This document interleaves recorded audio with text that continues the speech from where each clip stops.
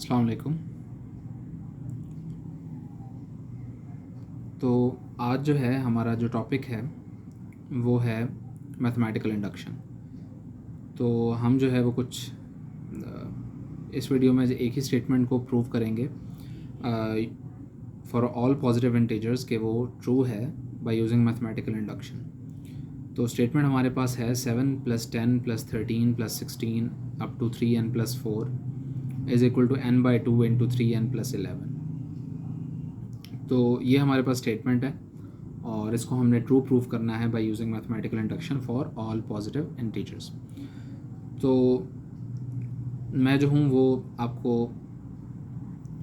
एक तो हमें इसको ऑब्ज़र्व करने से पता लग रहा है इस सीरीज़ को जो लेफ़्ट साइड पे लिखी हुई है 7 + 10 + 13 + 16 अप टू सो ऑन कि ये एक अरिथमेटिक सीरीज़ है, क्योंकि इसकी जो टर्म्स के दरमियान डिफरेंस है वो सेम है। 7 और 10 के दरमियान 3 का डिफरेंस है, 10 और 13 के दरमियान 3 का डिफरेंस है, 13 और 16 के दरमियान 3 का डिफरेंस है, और अप टू 3n + 4 यहाँ पे जनरल टर्म लिखी गई है इस अरिथमेटिक सीरीज़ की। और ये कहा जा रहा है कि इसकी अगर for n number of terms आपने इसका सम निकालना हो इस सीरीज़ का, तो वो इक्वल होता है n/2 × 3n + 11 के। तो ये हमने प्रूव करना है। फॉर एग्ज़ाम्पल अगर हमें दो इसकी जो टर्म्स हैं सीरीज़ की उनका सम चाहिए तो हम n = 2 पुट कर देंगे राइट हैंड साइड पे। यानी पहली दो टर्म्स क्या हैं 7 + 10 विच इज़ 17। सो n/2 हम n की अगर जगह 2 पुट करें तो 2/2 कट हो जाएंगे और 3 × 2 इज़ 6 और 6 + 11 इज़ 17। सो ये हमने स्टेटमेंट प्रूव करनी है, तो उसके लिए हमने यूज़ करना है मैथमेटिकल इंडक्शन को। तो मैथमेटिकल इंडक्शन के लिए मैं आपको बता दूं कि मैथमेटिकल इंडक्शन के जो है वो 4 स्टेप्स होते हैं। पहला स्टेप जो है वो ये होता है कि हम टेस्ट करते हैं, जो हमारी गिवन स्टेटमेंट है उसको चेक करते हैं फॉर n = 1 के लिए। दूसरा जो स्टेप होता है वो ये होता है कि हम एज्यूम करते हैं कि ये जो गिवन स्टेटमेंट है ये ट्रू है फॉर n = k। अगर कि हम उस स्टेटमेंट में अगर n की जगह k पुट करें तो ये उसके लिए ट्रू है, ये हम एज्यूम करते हैं, एजम्पशन होती है ये। और k जो है वो कोई भी पॉजिटिव इंटीजर होता है। थर्ड स्टेप ये होता है कि हम इसी एजम्पशन को यूज़ करते हुए कि n = k के लिए ये स्टेटमेंट ट्रू है, हम प्रूव करते हैं कि n = k + 1 के लिए ट्रू होगी। और फोर्थ स्टेप जो है वो कोई स्टेप नहीं है, बस उसमें हम कंक्लूड करते हैं कि कैसे ये स्टेटमेंट जो है वो ट्रू होती है for all the positive integers. तो स्टार्ट करते हैं मैथमेटिकल इंडक्शन के पहले स्टेप से। तो पहला स्टेप ये है कि हम प्रूव करेंगे, टेस्ट करेंगे इसको n = 1 के लिए। तो n = 1 का मतलब है कि हमने लेफ़्ट हैंड साइड की एक टर्म लेनी है जो कि 7 है, तो वो उसका आंसर 7 आ जाएगा। दूसरा तरीका ये है कि जनरल टर्म जो इस अरिथमेटिक हमारे पास प्रोग्रेशन है उसकी जो है उसमें n की जगह आप 1 पुट कर दें। सो 3 × 1 + 4 और 3 × 1 हमारे पास 3 होता है। सो 3 + 4 इज़ 7 होता है। तो लेफ़्ट हैंड साइड आ जाएगी 7 के इक्वल। तो हमने क्योंकि प्रूव करना है कि फॉर n = 1 ये ट्रू है, तो हम राइट हैंड साइड में n की जगह 1 पुट करेंगे। सो राइट हैंड साइड में हमने 1/2 × 3n + 11 था, तो n की जगह 1 पुट किया। सो 1/2 × 3 × 1 विच इज़ 3 और 3 + 11 हमारे पास होता है 14 और 2 1s और 2 14s जो हैं वो होता है 2 7s जो होता है वो क्या होता है 14। सो हमारे पास जो है वो 7 के इक्वल आ गया। तो left hand side right hand side के इक्वल हो गई और पहला स्टेप हमारे यहाँ पे कंप्लीट हो गया। हमने प्रूव कर दिया कि फॉर n = 1 ये स्टेटमेंट ट्रू है। सेकंड स्टेप करते हैं, उसमें हमने बेसिकली एज्यूम करना होता है कि ये ट्रू है फॉर n = k।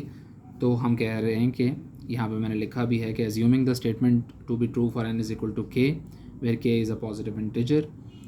और तो स्टेटमेंट जो है उसमें अगर हम n की जगह k पुट कर दें तो वही बनती है 7 + 10 + 13 + 16 up to 3k + 4 is equal to k/2 × 3k + 11। Simple n की जगह जहाँ पे n लिखा हुआ था वहाँ पे k पुट कर दिया।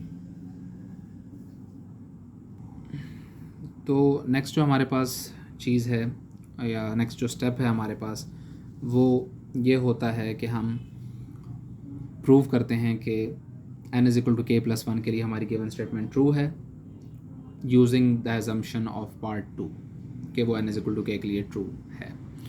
तो हमारे पास उसके लिए हमें ज़रूरी है, अगर हमने प्रूव करना है कि n is equal to k plus one के लिए ये स्टेटमेंट ट्रू है तो हमें n की जगह k प्लस वन रिप्लेस करना पड़ेगा। तो वो यहाँ पे मैंने लिखा है, वो होगा 7 + 10 + 13 + 16 अप टू, पहले k वाली टर्म आएगी, ज़ाहिरी बात है, उसके बाद ही k प्लस वन पुट होगा जनरल टर्म में लेफ़्ट हैंड साइड पे। सो बन जाएगा +3k + 4 + 3 इंटू n की जगह k + 1 + 4। ये लेफ़्ट हैंड साइड यहाँ पे कंप्लीट हो जाएगी। राइट हैंड साइड होगी इज़ इक्वल टू n की जगह k + 1/2 इंटू 3 इंटू k + 1 + 11। तो ये हमारी जो है वो स्टेटमेंट बन जाएगी for k + 1, n is equal to k + 1। और यही इक्वालिटी प्रूव करनी है थर्ड स्टेप में। तो जो केथ टर्म तक, यानी k वाली जो टर्म है for n is equal to k वाली जो टर्म है, उस तक जो हमारे पास सम है वो हम जो है उसको एज्यूम कर चुके हैं कि वो जो है वो इक्वल है k/2 इंटू 3k + 11 के, क्योंकि हम इस गिवन स्टेटमेंट को for n is equal to k assume कर चुके हैं कि वो ट्रू है। तो लेफ़्ट हैंड साइड को सॉल्व करने के लिए इसकी जगह हम रिप्लेस कर देंगे k/2 इंटू 3k + 11, और हम उसकी रीज़न लिख सकते हैं कि बाय एजम्पशन। और ये एजम्पशन है, इसको हमने प्रूव नहीं किया था, जस्ट एज्यूम किया है कि ये ट्रू है। और बाकी लेफ़्ट हैंड साइड पे जो टर्म बच जाएगी वो दो टर्म्स होंगी, एक 3 इंटू k + 1 और आगे +4। और राइट हैंड साइड जो है वो हमारे पास k + 1/2 इंटू 3 इंटू k + 1 + 11 हो जाएगी। तो पहले हम लेफ़्ट हैंड साइड का आंसर जो है उसको वो हम निकाल लेते हैं।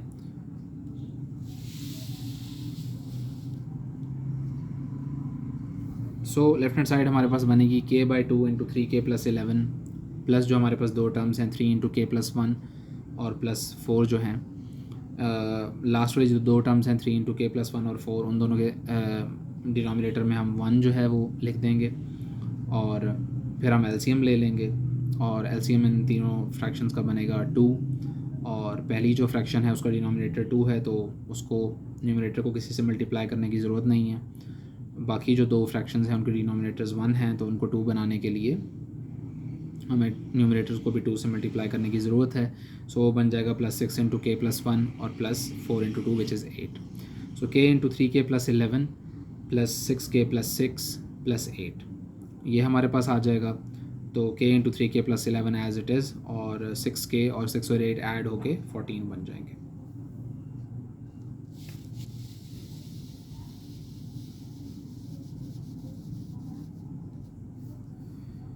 हमारे पास जो है वो k + 11 से मल्टीप्लाई हो जाएगा, तो बन जाएगा 3k² + 11k + 6k + 14/2, और 3k² और 11k और 6k ऐड होके बन जाएंगे 17k और +14/2। और 3k² प्लस अब हम जो है वो क्या करेंगे, 17k जो है उसको ब्रेक करेंगे, मिडिल टर्म को ब्रेक करेंगे, और ताकि हम फैक्टराइज़ कर सकें। तो 17k जो है हमें दो ऐसे फैक्टर्स चाहिए होंगे मिडिल टर्म को ब्रेक करने के लिए जिनको मल्टीप्लाई करके हमारे पास 42 आए और जिनको सॉल्व करके हमारे पास 17 आए। सो 3 और 14 ही बनते हैं। तो 3k और 14k में ये मिडिल टर्म ब्रेक हो जाएगी और +14 एज इट इज़ आ जाएगा। सो पहली दो टर्म्स में हमारे पास 3k कॉमन है तो k + 1 आ जाएगा, और लास्ट टू टर्म्स में 14 कॉमन है तो k + 1 आ जाएगा /2। और इन दोनों टर्म्स में हमारे पास k + 1 कॉमन है तो k + 1, और बाकी बचेगा 3k + 14/2। ये हमारे पास लेफ़्ट हैंड साइड का आंसर आ जाएगा। अब हम राइट हैंड साइड को भी इसी के इक्वल प्रूव करेंगे ताकि लेफ़्ट हैंड साइड और राइट हैंड साइड इक्वल हो जाएं, और हमारे पास जो है वो n = k + 1 के लिए ये स्टेटमेंट ट्रू प्रूव हो जाए। तो राइट हैंड साइड जो है वो हमारे पास ये है कि k + 1/2 इंटू 3k + 3 + 11। सो 3 और 11 ऐड होकर 14 बन गए। सो k + 1/2 इंटू 3k + 14, और यही हमारे पास लेफ़्ट हैंड साइड थी। तो left hand side right hand side के इक्वल आ गई, और स्टेटमेंट जो है वो ट्रू प्रूव हो गई फॉर n = k + 1। तो अब जो है हम फाइनल स्टेप पे आ गए इस मैथमेटिकल इंडक्शन के प्रोसेस के, और उसमें हम कंक्लूड करते हैं कि कैसे ये जो स्टेटमेंट है ये ट्रू जो है वो प्रूव हो चुकी है फॉर ऑल पॉजिटिव इंटीजर्स। तो हम ये जो है प्रूव कर चुके हैं कि अगर हम ये एज्यूम कर लें कि n इज़ इक्वल टू के के लिए गिवन स्टेटमेंट ट्रू है, तो हमारे पास ये ट्रू होगी फिर n is equal to k plus one के लिए। ये हम प्रूव कर चुके हैं। इसी को यूज़ अगर हम करें तो हम n is equal to one के लिए ये स्टेटमेंट शुरू में प्रूफ पहले स्टेप में हमने कर दी थी कि ये उसके लिए ट्रू है। तो सेकंड और थर्ड स्टेप की रू से या उन को यूज़ करें अगर हम, तो अगर n is equal to one के लिए हमें पता है कि ये ट्रू है, तो बाय यूजिंग थर्ड स्टेप ये n is equal to two के लिए भी ट्रू होगी। और अगर ये टू के लिए ट्रू होगी तो बाय सेम लॉजिक ये n is equal to three के लिए भी ट्रू होगी। और अगर थ्री के लिए ट्रू होगी तो बाय सेम लॉजिक ये फोर के लिए भी ट्रू होगी, अप टू सो। तो ये जो है हमारे पास ये प्रूफ हो गया कि ये तमाम पॉजिटिव इंटीजर्स के लिए ये जो है वो स्टेटमेंट ट्रू है। और यही जो है वो मैथमेटिकल इंडक्शन है कि हम ये एज्यूम करते हैं कि for n is equal to k कोई स्टेटमेंट ट्रू है, उसको यूज़ करके हम प्रूव कर देते हैं कि for n is equal to k plus one वो ट्रू होगी। और क्योंकि हम ऑलरेडी प्रूव कर चुके होते हैं पहले स्टेप में कि n is equal to one के लिए वो ट्रू थी, तो वो खुद ब खुद प्रूव हो जाता है कि वो टू के लिए ट्रू थी होगी। और अगर वो टू के लिए ट्रू है तो वो थ्री के लिए ट्रू होगी, अप टू सो। तो यहाँ पर जो है वो ये क्वेश्चन जो है वो ख़त्म होता है।